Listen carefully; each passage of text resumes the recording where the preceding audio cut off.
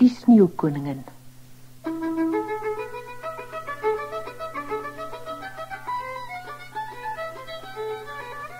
Lang gelede was daar 'n seentjie en 'n dogtertjie wat langs mekaar gewoon het.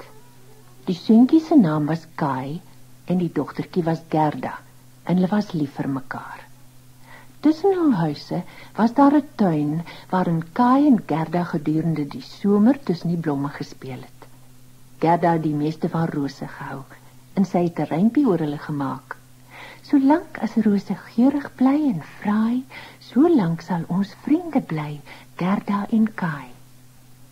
Toe die winter aanbreek, sit hulle binne by die warm stoof en luister na die stories wat Kai se ouma oor die bose sneeuwkoningin vertel.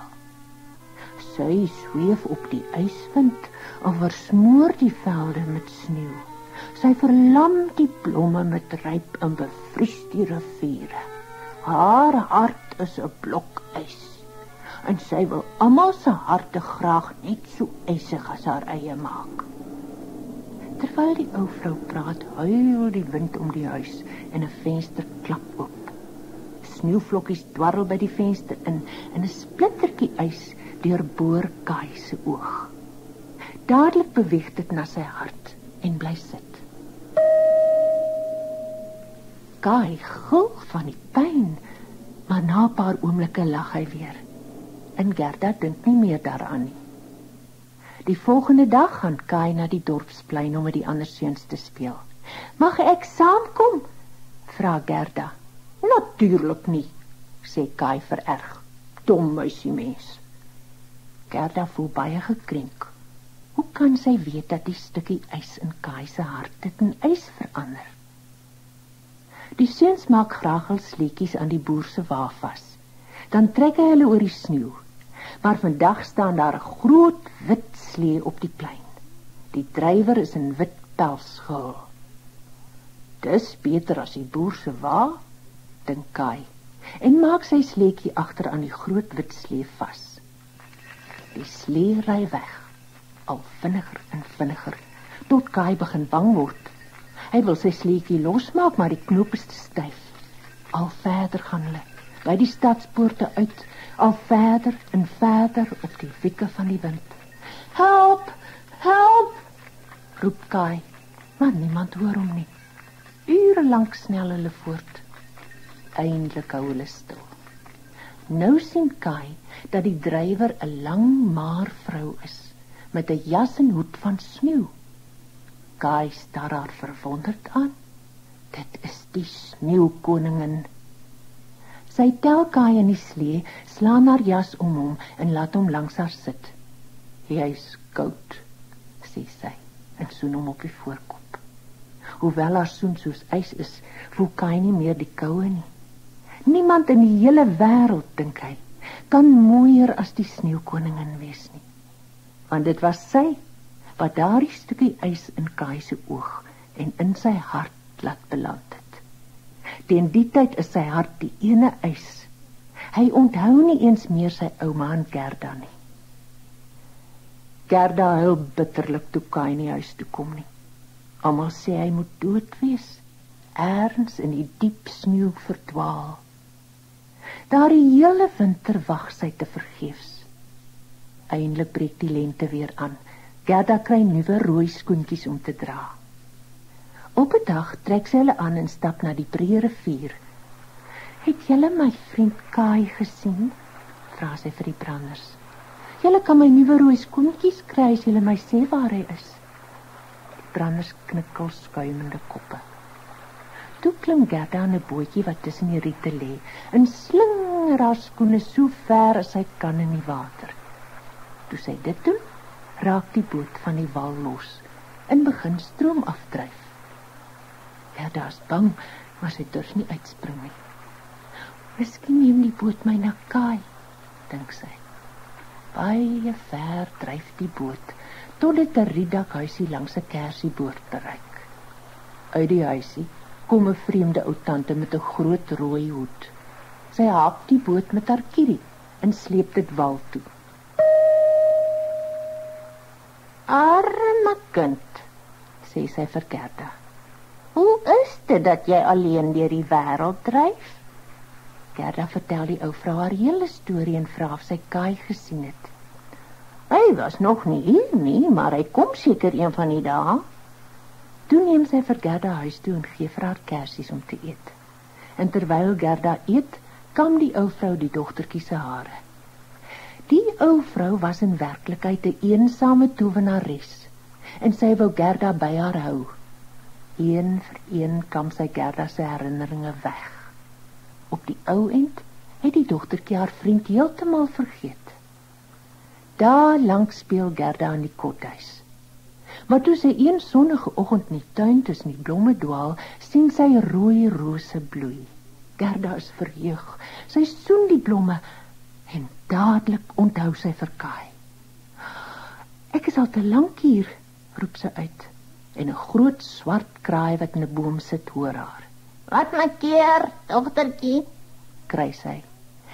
Ek moet my vriend Kai vind. Het jy hom gesien? 'n Seun is verlede week hier verby. Hy het die hart van 'n prinses gewen en nou is hy 'n prins. Hulle woon saam in 'n pragtige paleis hier naby. Ag, ek sou so bly wees as Kai 'n prins geword het. Lag Gerda. Kan jy my wys hoe om daar te kom? Die kraai vlieg weg en lei Gerda na die paleis. Saggies sluip hulle by 'n donker trap op en kom by die koninklike slaapkamer.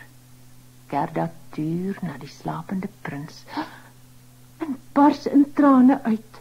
Ag, kraai, dis glad nie Kai nie. Ek sou nog moet soek, maar ek is so moeg. Haar gehuil wek die jong prins en prinses. En hulle is verstom om 'n snikkende dogtertjie in hulle kamer te sien. Maar toe hulle haar storie hoor, verstaan hulle waarom sy huil. Ek sal jou my mooiste rok gee om jou op te beur, sê die prinses. En ek sal jou my goue koets gee, sê die prins.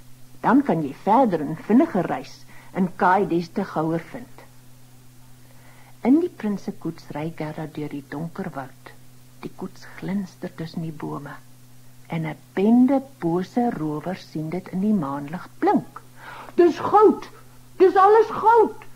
Skreeu hulle en lê die koets op die volgende kruispad voor. Hulle sleep Gerda uit die koets en neem haar na 'n rowerkasteel. In die deur staan 'n meisie met swart oë. Sy is die rowerhoofman se dogter. Toe hulle agterkom dat Gerda nie 'n ryk prinses is nie en niks het om te steel nie, besluit hulle om haar dood te maak. "O nee, moenie dit doen nie," roep die rower se dogter uit. "Sy kan met my speel en ek kan haar mooi klere dra." Die rowerhoofman frons. Nou goed, maar ons gaan haar toegesluit hou, anders ontsnap sy dalk en verraai ons skuilplek. Daardie aand vertel Gerda haar nuwe vriendinnetjie van Kai en hoe graag sy hom wil vind. Die duwe en die hanebalke en 'n ou rendier luister na haar storie. "Kurr, kurr," sê een van die duwe skielik. "Ons het hom gesien. Hy het saam met die sneeuwkoningin na slee na Lapland gery." "O ja," sê die rendier. "Ek is in Lapland gebore. Dis die ene ys en sneeu en die koningin het haar somerpaleis daar." Ek moet gou daar kom," roep Gerda uit. "Nou verstaan ek waarom hy my daardie dag afgeknou het. Sy hart was besig om in ys te verander." Die rower slaap. Die hoofman se dogtertjie kruip na haar pa se kussing en steel die sleutel waarmee sy Gerda kan bevry. "Neem haar Lapland toe," sê sy vir die rendier. "Help haar om Kai te vind." Die rendier is maar te bly om huis toe te gaan en hy spring uitbundig oor vlaktes en vleie. Nadat hulle etlike dae lank gereis het, kom hulle in Lapland. Dit is baie, baie koud en oral is ys en sneeu. "Kyk daar," roep Gerda. In die verte vonkel die sneeuwkoningin se somerpaleis soos 'n berg diamante. Intussen het die sneeuwkoningin Kai haar slaaf gemaak. Sy is bitsig en haar tong so skerp soos ys. Kai moet die paleis se uitgestrekte ysige vloere skrob. Hy sou gehuil het, maar sy hart is bevrore.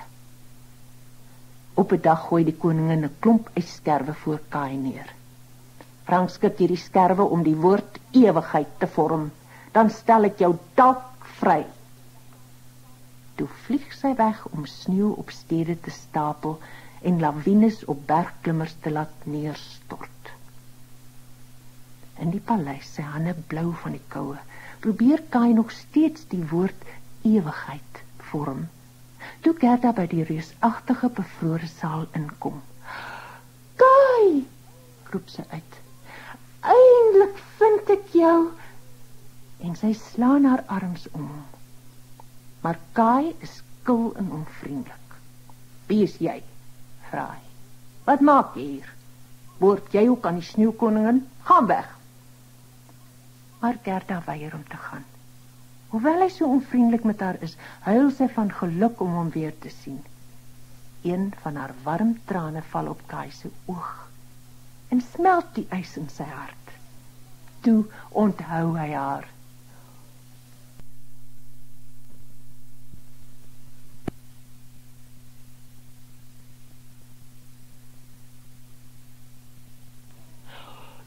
Gerda, dis jy, lag hy. Hulle omhels mekaar en soen mekaar en dans van vreugde. Ook die yskerwe dans en vorm die woord ewigheid op die ysvloer. Nou is ek vry, roep Kai uit. Ek is nie meer in die sneeuwkoningin se ban nie en my hart behoort weer aan myself. Gerda lei Kai na die wagtende rendier. Toe hulle terugreis, skyn die son hel. Teen die tyd dat hulle by die huis kom, is dit weer somer. En in die tuin staan die rose in volle bloei.